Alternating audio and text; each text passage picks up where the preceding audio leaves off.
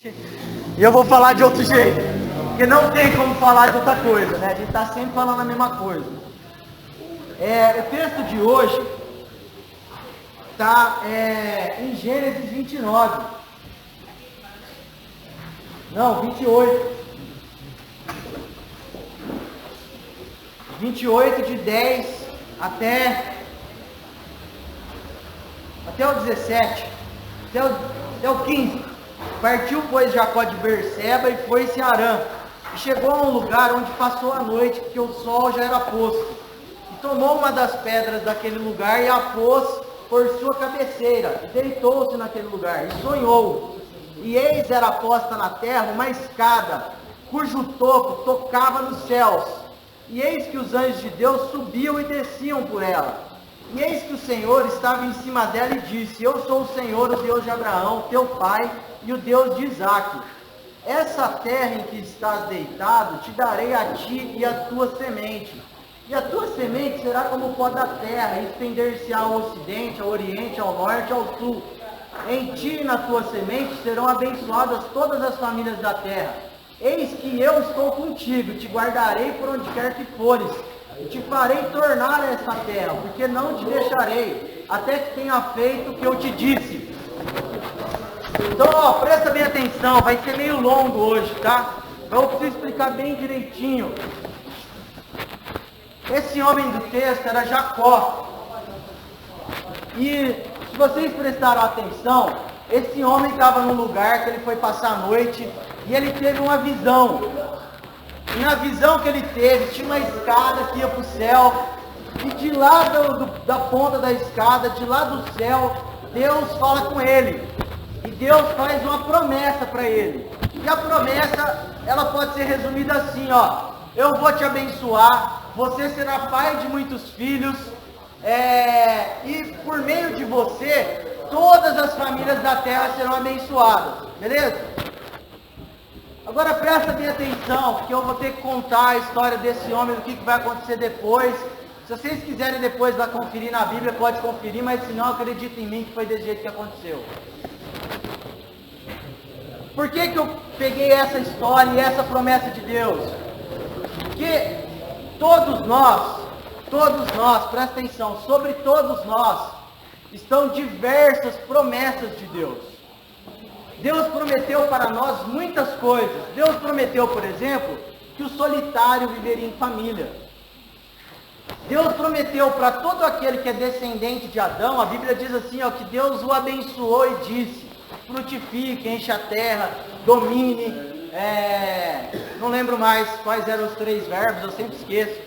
Mas as bênçãos e as promessas de Deus estão sobre as nossas vidas, porque Deus nos abençoou. Deus é o abençoador de todos. A bênção de Deus está sobre todas as pessoas. A Bíblia diz assim, que o sol nasce sobre os justos e sobre os injustos. Então as promessas de Deus estão sobre nós. Deus quer nos abençoar. Só que sabe o que acontece? Às vezes a gente tem uma ideia errada. E às vezes a gente acha que porque as bênçãos de Deus estão sobre nós, nós não teremos dificuldades. E nós viveremos uma vida tranquila. Então, quantas vezes eu já ouvi dizer por aí que porque você tem uma promessa, então tudo vai dar certo na sua vida. E eu vou contar a história desse cara, para vocês verem. Olha só, e esse cara não é igual a gente assim, não, que a gente escutou lá um pastor falando da Bíblia, ou a gente leu um texto da Bíblia. Esse cara viu o céu aberto e Deus falando lá de cima com ele. E olha o que aconteceu com esse cidadão. Nesse lugar que ele estava, ele já estava fugindo. Ele estava fugindo do irmão dele que queria matar. Então, Deus se encontra com ele numa situação em que ele estava fugindo dos problemas. Deus se encontra com ele numa situação em que ele está correndo da vida. Deus já se encontra com ele nessa situação. Aí, por quê? Porque ele tinha roubado a bênção do irmão. Então a bênção de Deus estava sobre ele, porque ele tinha enganado o irmão dele para ter a bênção, beleza? Daí, a bênção do irmão dele, que é dada para o irmão dele, é uma bênção diferente da dele, beleza? Mas ele estava com a bênção de Deus por causa disso. E esse cara já estava fugindo da vida.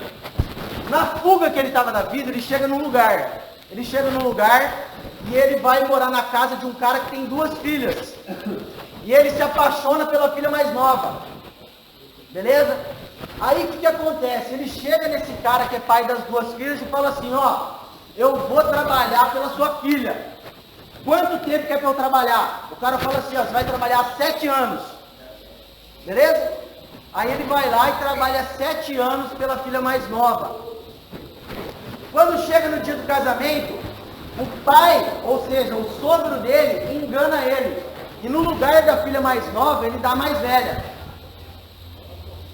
E aí esse cara é obrigado a casar com a mulher que ele ainda não gosta, que ele não gosta. Aí depois que ele descobre que ele foi enganado, que muito provavelmente no dia do casamento ele tinha tomado um goró e não percebeu que trocou as 2 irmãs, beleza? Então chega lá e ele leva a que ele não queria. Aí, o que acontece? Aí ele fala assim, não era essa, eu queria outra. Aí o cara fala assim, não, aqui o costume não é assim, aqui a gente dá a primeira mais nova, a primeira mais velha e depois a mais nova. Se você quiser a mais nova, você vai ter que trabalhar mais 7 anos. Aí ele fala, tá bom. E ele começa a trabalhar mais 7 anos, vai lá, trabalha pela mais nova. Tem mais outras situações que vão acontecendo na vida dele. Mas o que eu quero focalizar e eu quero falar para vocês é o seguinte, é mentira que se Deus está nos abençoando e se as promessas de Deus estão sobre nós, é mentira que tudo vai dar certo. Presta atenção. A Bíblia é cheia dessas coisas de ter 2, né? Então, Adão e Eva tinham 2 filhos, era Caim e Abel. Abel era gente boa, Caim era meio ruinzinho, Caim matou Abel. Aí tem esse cara que tinha 2 mulheres, uma ele gostava, a outra ele não gostava, tem que trabalhar 2 vezes por causa dela. Seu Antônio.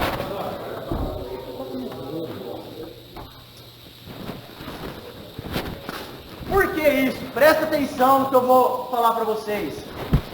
Qualquer pessoa que você for casar, você vai casar com essa pessoa porque você quer o que ela tem de bom.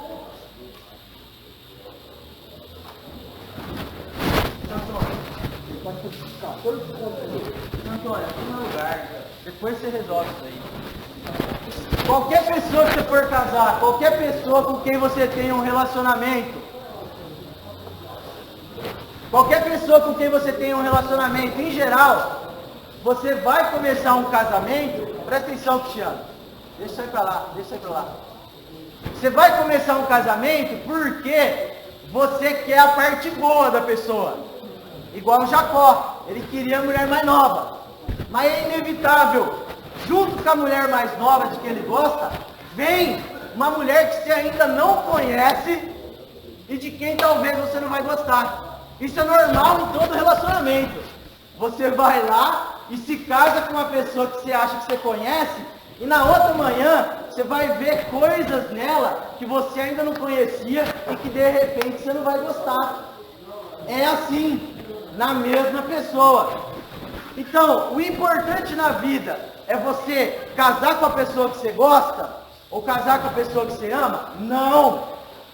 O importante na vida é você amar a pessoa com quem você se casou.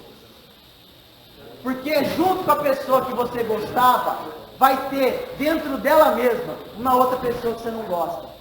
E é só com a convivência que você vai ver que existem coisas nessa pessoa que você gosta e coisas que você não gosta. E o importante não é você separar essa pessoa, você tirar dela aquilo que você não gosta. O importante é você aprender a amar tanto a filha mais nova quanto a filha mais velha, que são a mesma pessoa.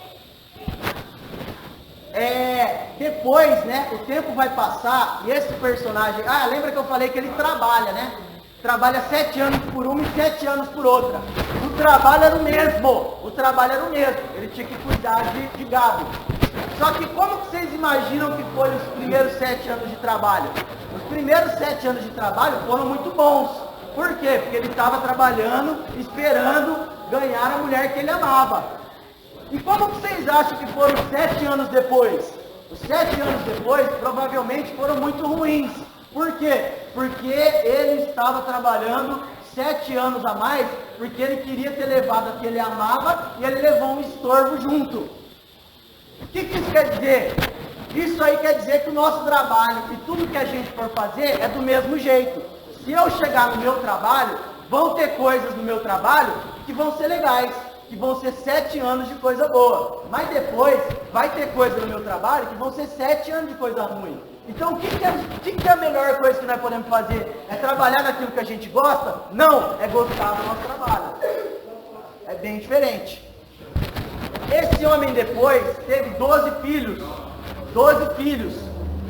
Ele tinha 11 filhos que ele gostava mais ou menos. 10, né? 10 filhos que ele gostava mais ou menos. Tinha um que ele gostava muito e outro que era irmão dele que ele gostava mais. Então tinha 2 que ele gostava mais. O que isso quer dizer? Se a gente tiver um filho, muito provavelmente, em 12 coisas que ele fizer, 10 ele vai nos apontar. E 2 ele vai fazer de acordo com aquilo que a gente gosta. E o que a gente tem que fazer? A gente tem que separar só gostar do nosso filho quando ele fizer aquilo que a gente gosta? Não. A gente tem que gostar dele do jeito que ele é. Com as coisas boas e com as coisas ruins. E presta atenção, ó, é nessa sucessão de fracasso e sucesso, se acertar, se errar, é nessa sucessão de fracasso e sucesso na vida desse homem que a promessa de Deus se cumpre.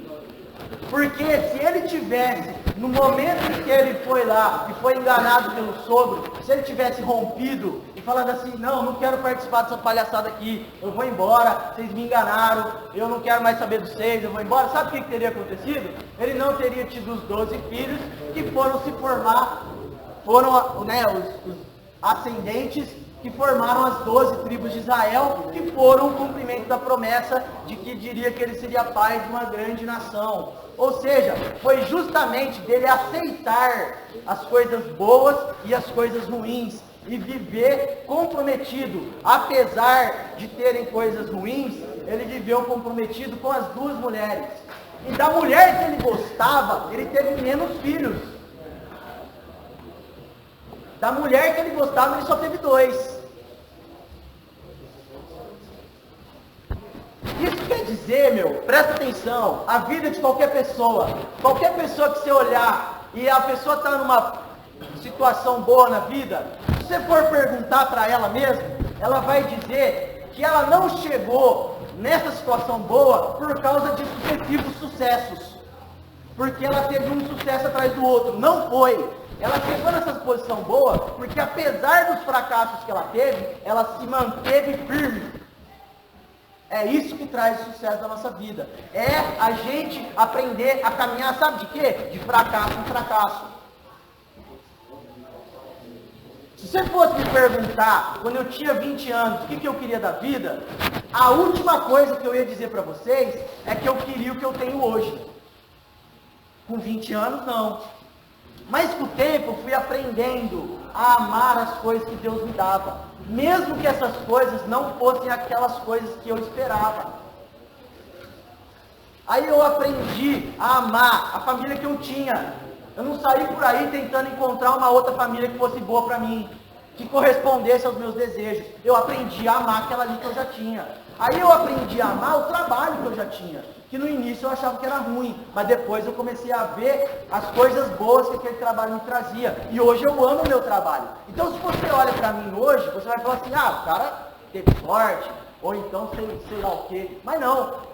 Se você fosse me perguntar há 20, como eu falei, quando eu tinha 20 anos, eu não queria nada disso. Mas eu aprendi a gostar das coisas que eu fui recebendo de Deus. Eu aprendi a amar as coisas que eu fui recebendo de Deus. E eu fui aprendendo de fracasso em fracasso. E eu garanto para vocês que se eu tivesse tido os sucessos que eu gostaria de ter tido, eu não estaria aqui agora. Muito provavelmente, eu teria me tornado uma pessoa muito pior. Muito pior. O que me fez ser o que eu sou hoje foram justamente os fracassos. Foi justamente eu ter que conviver com situações que eu gostava e com situações que eu não gostava. Ao mesmo tempo, num espaço de, uma semana. Em uma semana, eu achava que a minha família era boa. Na outra semana, ela estava ruim. Numa semana, eu admirava meu pai. Na outra semana, eu não admirava mais. porque ele fazia um negócio lá que eu não gostava. E aí eu também vivia a vida nesse negócio de gosto, não gosto, gosto, não gosto, gosto, não gosto, gosto, não gosto, até que eu aprendi. Falei assim, ô louco, velho, o negócio tá errado, não pode ser um negócio desse. Que tal se eu tentar amar? E parar de ficar pensando naquilo que eu tenho para receber ou não tenho? Que tal se eu tentar amar as coisas do jeito que ela me vem? Aí eu passei a perceber que, embora eu tenha dois pais, né, um pai que eu gosto e um pai que eu não gosto, um pai que às vezes me agrada e um pai que me desagrada, eu consigo amar o único pai que eu tenho. Porque o que faz ele ser o meu pai não é só as coisas que eu gosto nele. São as coisas que eu gosto e as que eu não gosto. E isso aí, velho, é para todo mundo. Eu tenho um filho, Benjamin, ele tem 8 meses, a coisa mais linda do mundo. Mas ele me acorda de madrugada. E a coisa que eu mais gosto no mundo é ser acordado de madrugada com ele. Aí você pergunta assim, mas não é ruim, no outro dia é ruim. Fico morrendo de sono, fico morrendo de sono. Fico doente de tanto ficar sem dormir, fico doente de tanto ficar sem dormir. Mas eu amo acordar de madrugada por causa dele.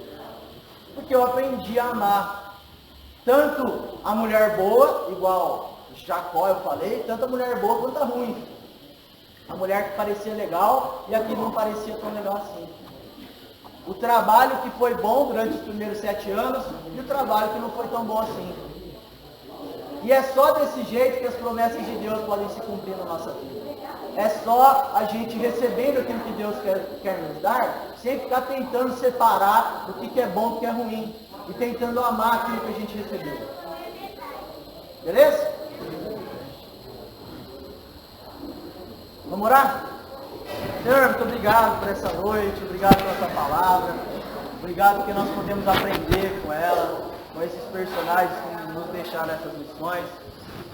Peço que o Senhor abençoe o alimento que vamos comer, e que a tua palavra possa frutificar nas nossas vidas, que possamos compreender e ter uma mudança de entendimento. Em nome de Jesus, amém.